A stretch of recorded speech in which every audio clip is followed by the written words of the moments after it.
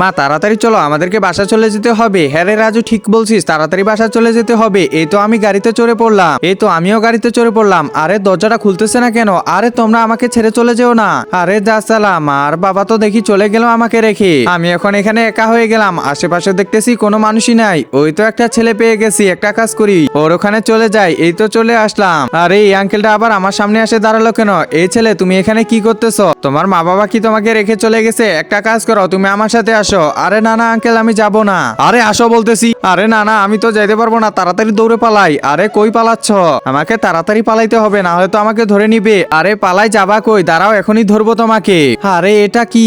একজন মা কতটা আপন হয়ে থাকে, যার মানেই তাকে জিজ্ঞাসা করে দেখো। তো দেখা যাক বন্ধুরা, এই মায়ের জন্য কে ভিডিওটিতে লাইক এন্ড সাবস্ক্রাইব করে।